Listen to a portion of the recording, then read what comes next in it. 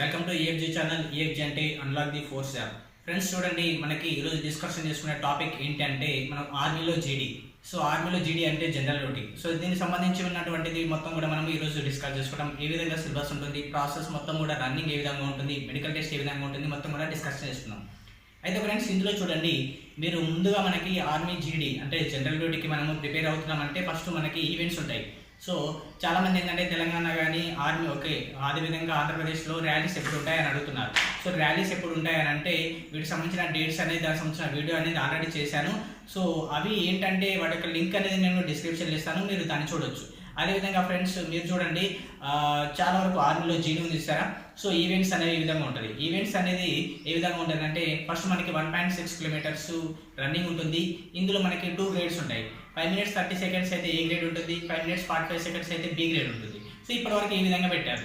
So మళ్ళీ మనకి వచ్చే రిక్రూట్మెంట్లో మనకి ఏ విధంగా పెట్టారు అనేది మనం అప్పుడు డిస్కస్ చేసుకుంటాం. అయితే ఈ యొక్క టైమింగ్ అనేది ఇలా ఉంటుంది, 1.6 కిలోమీటర్స్. అదేవిధంగా మనకి 1.6 కిలోమీటర్స్ 5 minutes 30 secondsలో కొడితే మనకి 60 మార్క్స్ ఇస్తారు. అదేవిధంగా 5 minutes 45 secondsలో రన్నింగ్ కొడితే మనకి 48 మార్క్స్ ఇస్తారు. అంటే మనకి మార్క్స్ డిఫరెంట్ ఉంటుంది, కానీ క్వాలిఫై మాత్రం 5 minutes 45 seconds, మెరిట్ అయితేనేమో 5 minutes 30 seconds అనమాట. నెక్స్ట్ ఈ విధంగా చూసుకుంటే ఫ్రెండ్స్ మనకి నెక్స్ట్ పుల్అప్స్ అనేవి ఉంటాయి. సో ఈ యొక్క పుల్అప్స్ అనేది ఏ విధంగా తీయాలి అని అంటే, సో పుల్అప్స్ అనేది మనము ఏ విధంగా తీయాలి అనేది నేను వీడియో చేశాను. సో ఆ వీడియో లింక్ అనేది మీరు డిస్క్రిప్షన్లో ఇస్తాను. అదేవిధంగా పక్కన ఐ సింబల్ చూస్తారా, సో దాన్ని కూడా మీరు ఫాలో కావచ్చు, అక్కడ కూడా మీకు వస్తుంది అనమాట. నెక్స్ట్ ఫ్రెండ్స్ ఇక్కడ మనము పుల్అప్స్ అనేది 10 తీస్తే మెరిట్ అనమాట, 6 తీస్తే క్వాలిఫై. సో పుల్అప్స్ మొత్తం కూడా ఇక్కడ మార్క్స్ డేటా ఇచ్చాను, ఇక్కడ చూడొచ్చు మీరు. సో ఇక్కడ మొత్తం కూడా 6 తీస్తే ఎన్ని, 7 తీస్తే ఎన్ని, ఇక్కడ 8, 9 ఎన్ని తీస్తే ఎన్ని మార్క్స్ వస్తాయని కూడా మనకి ఇక్కడ ఉంది, చూడొచ్చు. నెక్స్ట్ ఫ్రెండ్స్ ఇక్కడ తర్వాత మనకి పుల్అప్స్ అయిపోయాయి. ఒక డిచ్ ఉంటుంది. సో అది డిచ్ అనేది మనకి ఈజీగా క్వాలిఫై అవుతారు, అందులో మెరిట్ ఏమి ఉండదు, జస్ట్ క్వాలిఫైకి చూస్తారు. నెక్స్ట్ మనకి బ్యాలెన్సింగ్ ఉంటుంది. ఈ బ్యాలెన్సింగ్ కూడా మనకి క్వాలిఫై అనమాట. సో పెద్ద అందులో మెరిట్ అట్లాంటిది ఎటువంటి కూడా పట్టించుకోరు, క్వాలిఫై అయితే సరిపోతుంది. నెక్స్ట్ ఈ విధంగా ప్రాసెస్ అయిన తర్వాత మనకి ఒక మెడికల్ అనేది ఉంటుంది.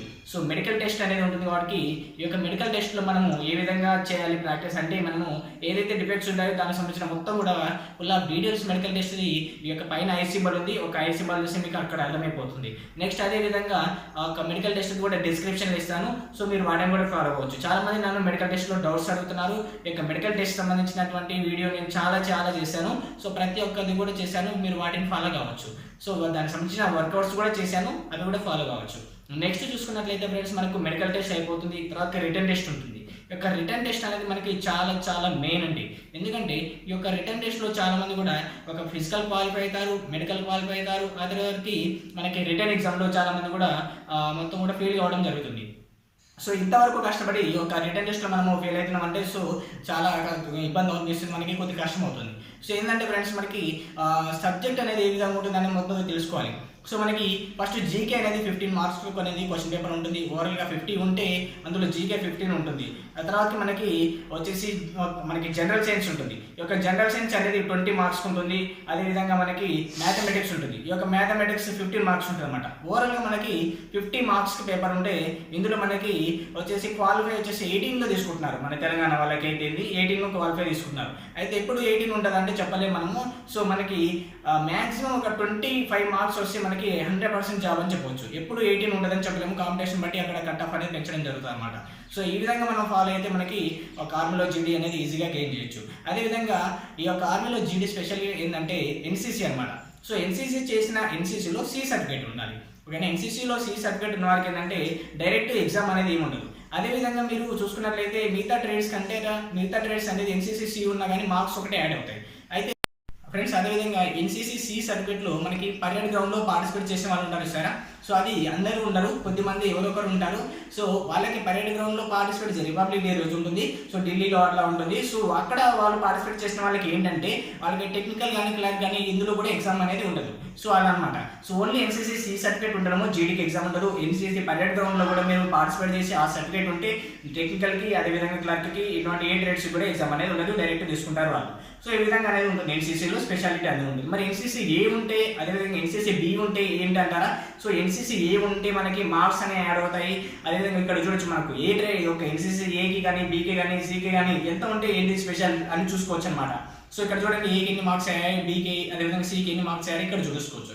అదేవిధంగా మనకి ఎగ్జామ్ అనేది అయిపోయిన తర్వాత మనకి మెరిట్ లిస్ట్ అనేది ఉంటుంది. సో ఫైనల్ లిస్ట్ అన్నమాట, ఫైనల్ మనకి రిజల్ట్ రావడం. చెప్పాను కదా, ఇందులో మనం క్వాలిఫై కావాలి అని అంటే మనము మ్యాక్సిమం 25 వస్తే 100% జాబ్ అని చెప్పుకోగలుగుతాను నేను. అదేవిధంగా చాలా మంది ఏంటంటే 18, 20 వచ్చాయనుకోండి, ఎందుకంటే మనకి ఇక్కడ ఉన్న కాంపిటీషన్ బట్టి మనకి అక్కడ కాంపిటీషన్ బట్టి ఒక పెంచొచ్చు అనమాట కట్ ఆఫ్ అనేది. సో అప్పుడు మనకి ప్రాబ్లం అవుతుంది. సో 25 వచ్చేసి మ్యాక్సిమం జాబ్ వచ్చే అవకాశం ఉంటుంది.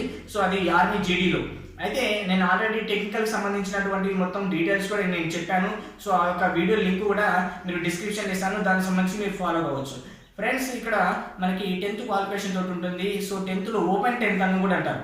సో మరి ఓపెన్ 10th చేసిన వారికి ఒక ఆర్మీ జీడీ ఎలిజిబుల్ అంటే, సో ఓపెన్ 10th చేసిన వారికి కూడా ఎలిజిబులే.